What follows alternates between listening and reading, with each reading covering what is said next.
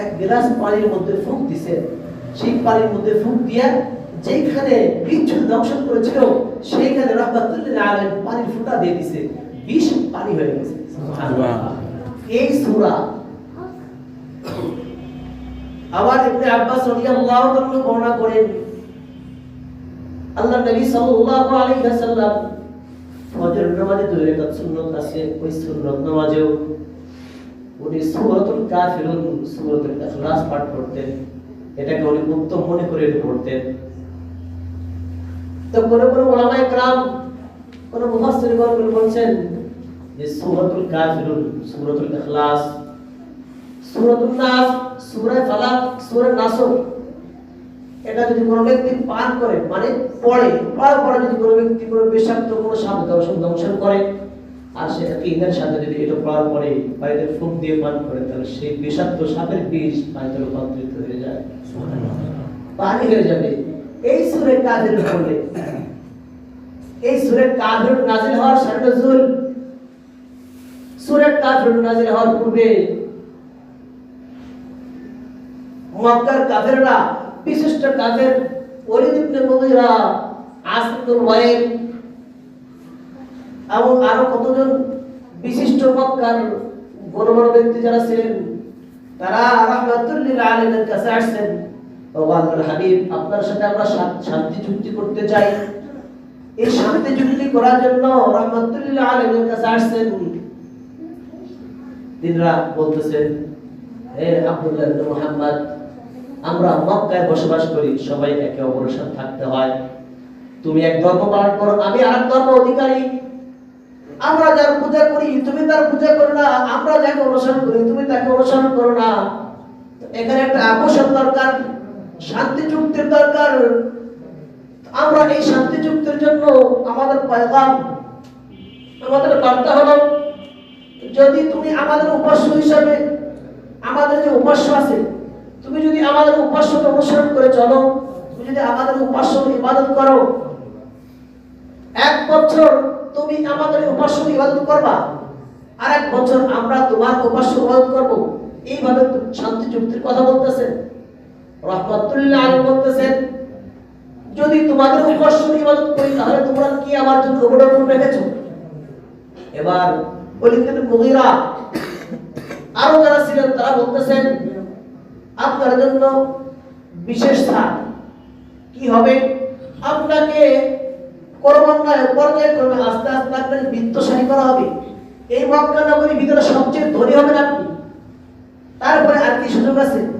আপনি যদি চান, এই মক্কার ভিতরে যত সুন্দর নারী আছে, সব নারীর ভিতরে যে সুন্দর নারী হবে, আপনি যাকে চাবেন তখন আপনি পাবেন। এই ভোগ্যের অধিকার আপনাকে দেওয়া হবে। তারপরে আর কি? তারা বলতেছেন এই শান্তি চুক্তি হবে 1 বছরের জন্য। হাবিবে কিবরিয়া মুহাম্মদ রাসূলুল্লাহ সাল্লাল্লাহু আলাইহি ওয়াসাল্লাম ওনাদের সব কিছু শুনলেন। শোনার পরে উনি বলতেছেন,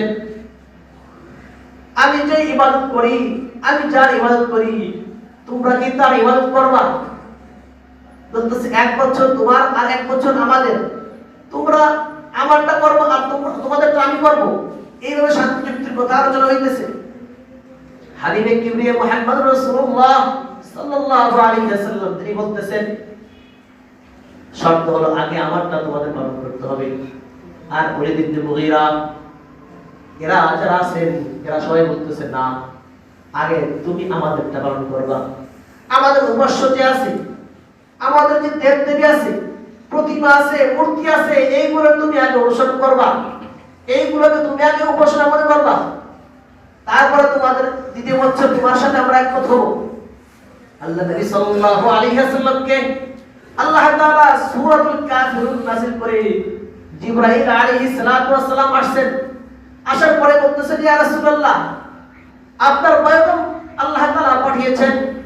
কি আসছে? জিবরাইল আলাইহিস সালাতু ওয়াস সালাম তখন সূরাতুল কাফিরুন শোনাই দিলেন, কুল ইয়া আইয়ুহাল কাফিরুন, হে নবী আপনি বলুন, ইয়া আইয়ুহাল কাফিরুন, হে কাফের সম্প্রদায়, হে কাফের সম্প্রদায়, হে কাফের লোকেরা, লা আ'বুদু মা তা'বুদুন, তোমরা যার ইবাদত করো আমি তার ইবাদত করি না। লা আ'বুদু, তোমরা যার অনুসরণ করো, যার ইবাদত করো, মা তা'বুদুন, আমি তো আর ইবাদত করি না, আমি তো অনুসরণ করি না। ঠিক ওরকমই দ্বিতীয় আয়াত আল্লাহ তাআলা নাযিল করলেন, ওয়ালা আনতুম আবিদুনা মা আ'বুদ, আর আমি যার ইবাদত করি তোমরা তার ইবাদত করো না, কাজেই তোমাদের সাথে এই শান্তি হতে পারে না। আল্লাহ রাসূল কি বললেন, যে তোমাদের সাথে এই শান্তি হতে পারে, এই শান্তি চুক্তি হতে পারে না।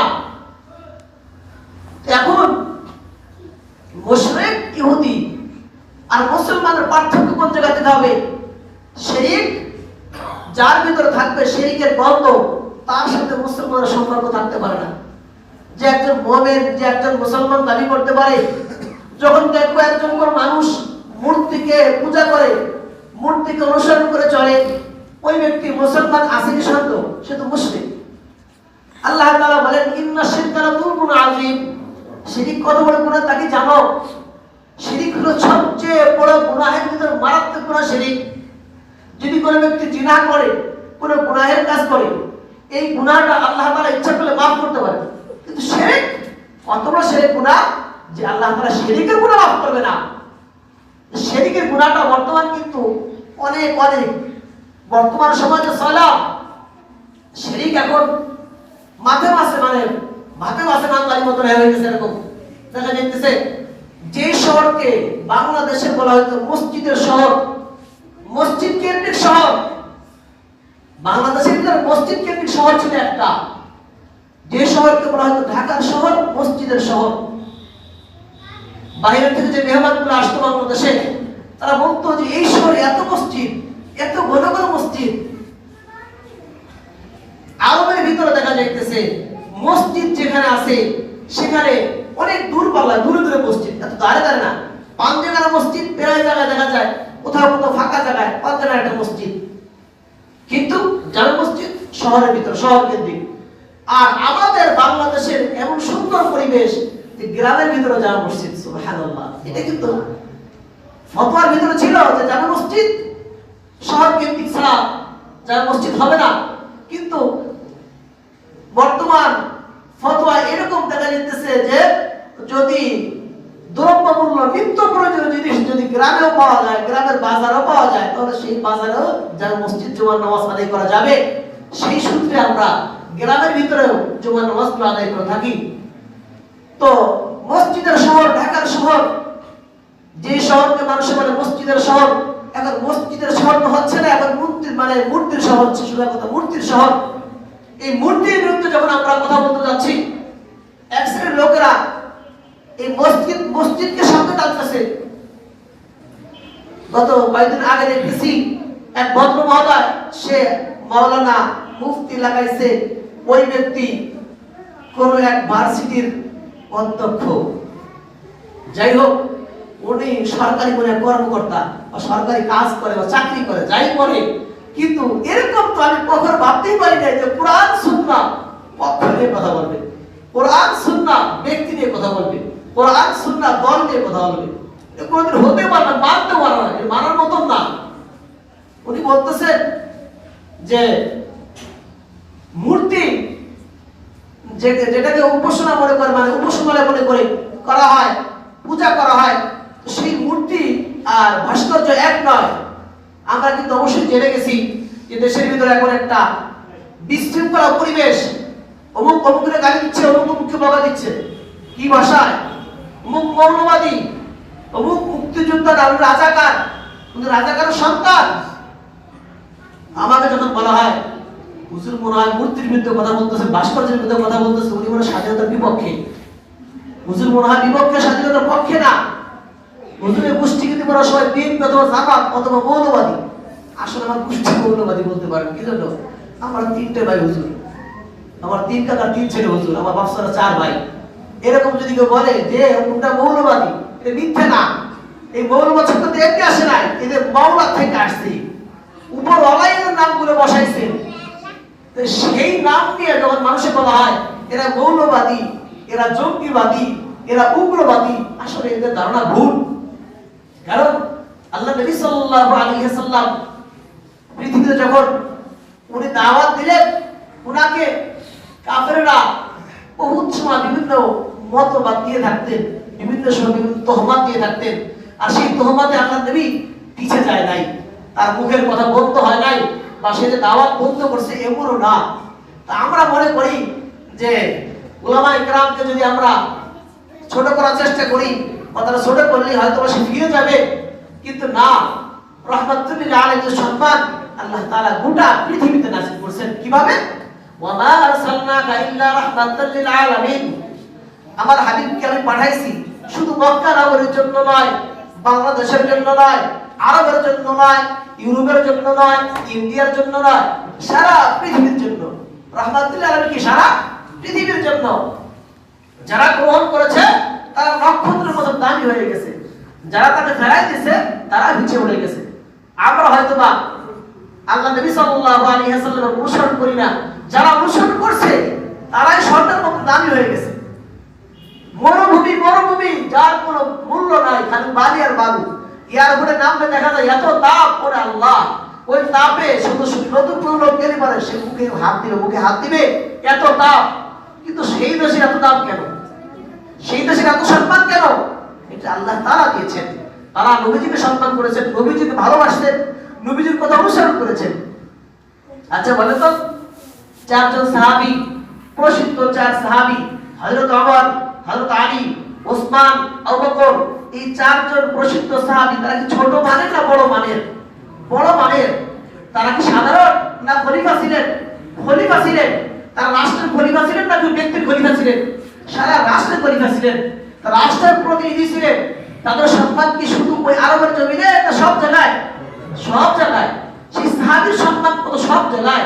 সেই সাহাবায়ে কেরাম, তাদের কিন্তু মান এত, তাদের ইতিহাসটা এরকম রচিত হয়েছে যে শিশু থেকে শিশু, বুড়া থেকে বুড়া যেই আসবে তার নামটা অনুসরণ করে, তার নামের সাথে চিন্তা করে যে দেখি নাম রাখি আবু বকর, দেখি নাম রাখি উসমান, দেখি নাম রাখি আলী, নাম রাখি ওমর।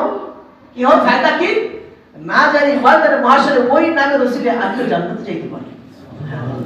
তো ওমর রাদিয়াল্লাহু আনহু 22.5 লক্ষ বর্গ মাইলের প্রেসিডেন্ট ছিলেন। তার অস্তিত্ব কেমন? শয়তান বলতো যে শয়তান ওমর যে হতে চায় সেই মতো শয়তানও হাঁটে না। ওমর যে পথে হাঁটে শয়তান সে পথে হাঁটে না। তার কি সম্মান? আল্লাহ রাব্বুল আলামিন বলেন, যদি দুনিয়ার জমিনে কোন নবী পাঠাইতো, হাবিবে কিবরিয়া বলেন, যদি কোন দুনিয়ার জমিনে পয়গম্বর পাঠাইতো, তারপরে আমার ওমরকে দ্বিতীয় নবী হিসেবে পাঠাইতেন। তো ওমরের কত মর্যাদা ছিল, ওমরের কত শান ছিল, সেই ওমরের ছবি কিন্তু আরবের জমিনে কোথাও টাঙ্গায় নেই। উনার যে চেলাবেলা যারা ছিল, উনার ভক্তবৃন্দ যারা ছিল, কেউ কিন্তু এরকম ওমরের ছবি কিন্তু টাঙ্গায় রাখে নাই। কেন জানে? ছবি এটা শিরকের সাথে সম্পৃক্ত, এটা ভাস্কর্য শিরকের সাথে সম্পৃক্ত। বলতে পারেন হুজুর এই ভাস্কর্য তো সবাই দেখবে, তো পূজা করবে না। আরে মিয়া, এই ভাস্কর্য বানানোই তো কবিরা গুনাহ, একটা ছবি বানানোই তো কবিরা গুনাহ। আরো ছবি বানানো হচ্ছে বিভিন্ন আকারে, বিভিন্ন আকৃতিতে, এই ব্যক্তির সম্মান আরো নিচে নামাই দেওয়া হচ্ছে। যেমন আল্লাহ নবী সাল্লাল্লাহু আলাইহি ওয়াসাল্লাম যদি এই মূর্তিকে জায়েজ বলতেন বা শুদ্ধ বলতেন বা সহিহ বলতেন, শরীয়তের সমর্থন দিত, রাহমাতুল লিল আলামিন আগে আমাদের পিতা ইব্রাহিম আলাইহিস সালাম ছবিটা আগে টাঙিয়ে রাখতেন। কিন্তু তা রাখেন নাই। কেন রাখেন নাই? এই মূর্তি আস্তে আস্তে মানুষের কোমরের থেকে নিচে নামাইছে, নিচের থেকে সরাই দিয়েছে, নবীজি ফেলাই দিয়েছেন। আর আমরা মূর্তি এখন টাঙাই দিয়েছি ঘরে ঘরে। মূর্তির ছবি, মানুষের ছবি এখন মোড়ে মোড়ে। এই মোড়ে মোড়ে যে ছবি দেখতেছি আমরা, এটা সওয়াব হচ্ছে না, গুনাহ হচ্ছে। ছবি দেখলে গুনাহ হয়, ছবি বানাইলে বড় গুনাহ হয়। বড় গুনাহ কি? আকবারুল কাবায়ের, সবচেয়ে বড় গুনাহ একটা কবিরা গুনাহ। এই ছবি বানানো কবিরা গুনাহ। আমাদের দেশে এখন মানুষে মনে করে কি যে এটার সম্মান বাড়বে, ছবিটার সম্মান বাড়ে। আরে না, ছবির ভিতরে ফজিলত শোনো। এই ছবিটা এমন একটা জিনিস, হয়তো ছবি দেখা যায় মানুষ টাঙায় রাখছে। আমি দেখলাম কিছু কিছু জায়গায় ছবির উপরে কতগুলো পাখিতে পায়খানা করে মাথাগুলো মাখাইতেছে। ছবি ভাস্কর্য, এই ভাস্কর্যকে অপমান করা হচ্ছে না?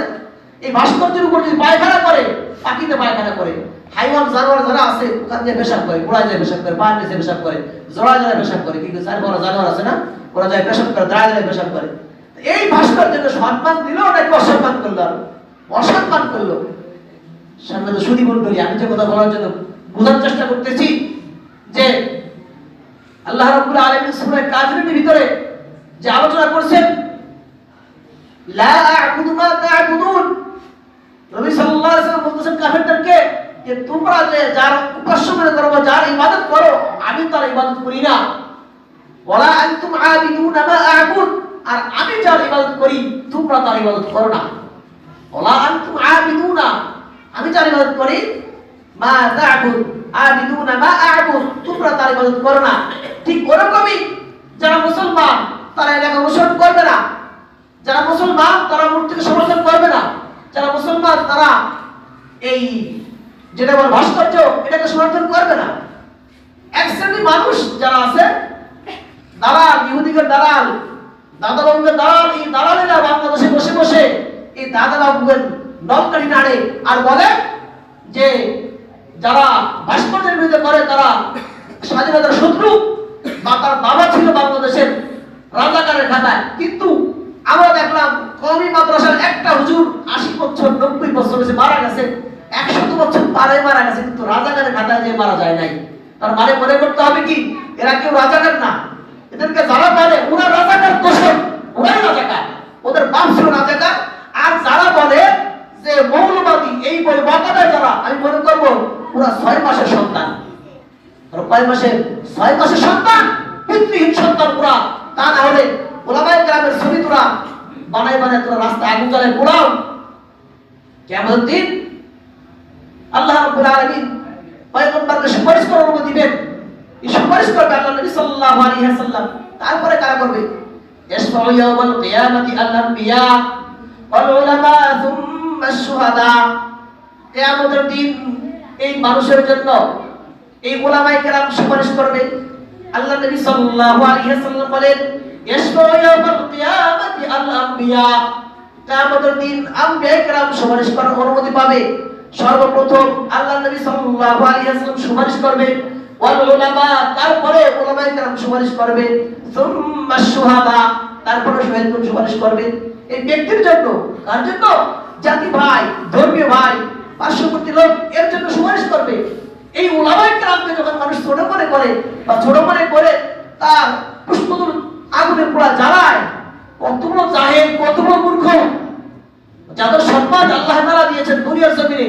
এই মিয়া তোমার সাধারণ রাজনীতি আমরা করে নিয়েছি, আমরা কোন দলে এরকম বলি যে আমাদের মন্ত্রিত্ব দাও। আমার কোন উলামায়ে কেরাম, আমার উস্তাদ যারা ছিলেন তারা কেউ বলে না যে আমাদের মন্ত্রিত্ব দাও। আমরা ওই সময়ের কথা বলি যখন দেশে কোন শিরকের প্রভাব পড়ে, যখন দেশে কোন নাস্তিক পাতা চলা যায়, তখন উলামায়ে কেরাম কথা বলে। আর তখন দেখা যায় কিছু এক শ্রেণীর লোক আছে বামপন্থী, যারা মানে না করে নবী, মানে না করে গড, মানে না করে প্রভু, মানে না করে সৃষ্টিকর্তা, তারাই দেখা যায় কি এই লোকগুলোর পিছনে লেগে যায়, তারা পিছনে পিছনে ঘুষাইতে থাকে। তারা বলে উলামায়ে কেরাম মৌলবাদী, উলামায়ে কেরাম জঙ্গিবাদী। উলামায়ে কেরাম দেশের শান্তি শৃঙ্খলা চায়, তোমাদের মতো ভাগ বন্টন করে খায় না উলামায়ে কেরাম। উলামায়ে কেরাম কখনো কোনো এই মামলায় জড়িত হয় নাই যে 5 জন গম নিয়ে উলামায়ে কেরাম পলায় চলে গেছে, 5 কোটি টাকা নিয়ে বাংলাদেশের এক আলেম চলে গেছে, এরকম কিন্তু ইতিহাস নাই। তোমাদের মতো রাজনীতিবিদ যারা আছে বাংলাদেশে, নাস্তিক কুলাঙ্গার যারা আছে, তারা বিভিন্ন জায়গায় জড়াই যাইতেছে, বিভিন্ন জায়গায় দেখা যাইতেছে অমুক নেতা তমুক নেতা এত টাকা লুট করছে, এত কিছু খাইছে, অমুক জায়গায় জড়াই গেছে, অমুক জায়গায় ধরা পড়ছে। কিন্তু বাংলাদেশের কোন কয় মাদ্রাসার কোন আলেম যার নাম বলে মানুষের বর্তমান ঢাকার শহরে শাহবাগ চত্বরে মিটিং করতেছে, মিছিল করতেছে, আপনারা কিন্তু কেউ দিতেন না। যদি কোনো হুজুর রাস্তায় বলতো যে আজকে রাস্তা আমরা অবস্থান করবো, কেউ দিতেন না। কিন্তু এদেরকে দিতেছে কেন? এ দাদা বাবুর লোক, এরা বাংলাদেশে থাকে আর পোলাও বিরিয়ানি খায়, বসে বসে তারা কথা বলে যে এরা স্বাধীনতার শত্রু, স্বাধীনতার দুশমন। আমরা স্বাধীনতার দুশমন না। তোমরা যারা বসে বসে ওখানে বসে বলতেছো চলো চলো আগুন জ্বালো, আমরা আগুন নিভেই পারি না, আর তোমরা আগুন জ্বালাও বসে বসে, তোমরা আগুন জ্বালাও। আগুন জ্বালানোর কোনো কথা শরীয়ত বলে নাই, ইসলাম বলে নাই। আল্লাহ পাক বলেন লাকুম দীনুকুম ওয়ালিয়া দীন, লাকুম দীনুকুম ওয়ালিয়া দীন, লাকুম দীনুকুম, তোমার ধর্ম তোমার কর্ম তোমার ফল, ওয়ালিয়া দীন, তারপর বলছে তোমার ধর্ম তোমার কর্ম তোমার ফল। যার যার ধর্ম তার তার কাছে বাংলা অনুবাদ, যার যার ধর্ম তার তার কাছে বাংলা অনুবাদ। আমরা মনে করি ঠিক তাই। একজন মুসলমান সে মসজিদে যাবে নামাজ পড়বে, একজন হিন্দু সে উপাসনায় যাবে, সে পূজা করবে, আমাদের কোনো বাধা নেই। কিন্তু রাস্তার উপর যখন করে মূর্তি স্থাপন করা হবে তখন বলবো এটা নিষিদ্ধ, এটা শিরক, এটা গুনাহ, এটা বলার অধিকার আছে আমাদের। এখন আমাদেরকে বলা হয় মৌলবাদী, এটা বলে জঙ্গিবাদী, এটা নিষেধ, এটা নিষেধ, মিথ্যা তহমত দেওয়া হয়, এটা নিষিদ্ধ, কবিরা গুনাহ হবে, একবার কাবায়ে কবিরা গুনাহ হবে। এই সমস্ত কথাগুলো থেকে ফেরার চেষ্টা করব। যে সূরা কাফিরুন আল্লাহ পাক রব্বুল আলামিন নাযিল করেছেন, এর ওমর ফারুক রাদিয়াল্লাহু তাআলা আনহু এই সূরা শোনার পরে তিনি বলতেছেন, ইয়া রাসূলুল্লাহ, এত সুন্দর সূরা আসছে, এরপরও কাফেররা অনেক কথা বলাবলি করলো, এরপরও কাফেররা কথা বলাবলি করলো। এটা কাফেরদের শান, এটা মুশরিকদের শান, মুশরিকদের কাজ। তারা এরকম বলবে যে আমাদের পূজা তোমরা করো, আমাদের সাথে তোমরা শিরক করো, এটা তাদের দাওয়াত তারা দিবে। আর যারা আমরা মুসলমান, যারা ঈমানদার, আমরা আমাদের মতো আমাদের ঈমান নিয়ে আমরা থাকার চেষ্টা করব। তো যারা মুসলমান দাবি করব, যারা ঈমানের সাথে থাকার চেষ্টা করব, তারা কখনো কিন্তু শিরকের পক্ষে কথা বলবো না, শিরকের সাপোর্ট করব না। আল্লাহ পাক রব্বুল আলামিন শিরক থেকে এই সাধারণ জনগণ যারা আছে তারা অন্তত পক্ষে ঈমানের দায়িত্বশীলতা যদি কখনো কোনো মুমিনকে ডাকা হয় যে আজকে এই মূর্তির বিরুদ্ধে, মূর্তির বিপক্ষে এখানে আজকে সম্মেলন বা এখানে অনুষ্ঠান, তোমরা আসো, তোমরা অবশ্যই ঈমানের পরিচয় দিয়ে এসে সেখানে সাড়া দিয়ে সে একত্র পোষণ করবে আর বলবে যে আমরা এই মুশরিকের পক্ষে না, শিরকের পক্ষে না, আমরা মূর্তির পক্ষে না। আল্লাহ তাআলা যে কথা বললাম শুনলাম সকলে বুঝে বুঝে আমল করার তৌফিক দান করেন। আমিন। ওয়া মা আলাইনা ইল্লাল বালাগ। যারা শুরু করে নেই 4 রাকাত আমরা শুরু করে নেই।